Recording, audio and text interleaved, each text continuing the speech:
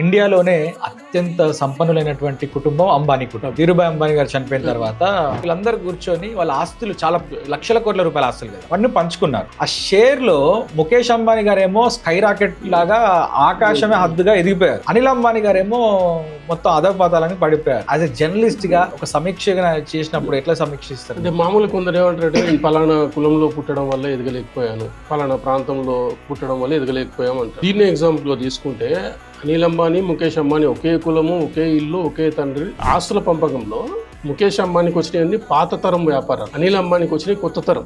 వీళ్ళకి వచ్చినాయి అంటే టెలికమ్యూనికేషన్, మ్యూచువల్ ఫండ్స్, ఫైనాన్స్, ఇలాంటివన్నీ కొత్త వ్యాపారాలు. ఇవన్నీ ఇతనికి వచ్చాయి. అతనికి వచ్చినాయి ఏంటంటే పెట్రోలియం అవి వచ్చాయి, పాత తరం వ్యాపారాలు అవన్నీ. జియో పెట్టేటప్పుడు 2 లక్షల కోట్లు పెట్టుబడి పెట్టారు. అంటే ఏంటంటే ఒక 10 సంవత్సరాల తర్వాత ఏం జరుగుతుందని గ్రహించి నువ్వు ఆ రంగంలోకి ఇప్పుడు పోతే నిలబడుతుంది. తమ్ముడు ఏంటంటే స్టైలు, సినిమా యాక్టర్, సినిమాలు తీశాడు. నీకెందుకు? నీకు సినిమా అంత ఇంట్రెస్ట్ ఉంటే వెళ్ళి చూడు. నువ్వే సినిమా తీసి సినిమాల్లోనే మునిగిపోతే కెడిపోయింది.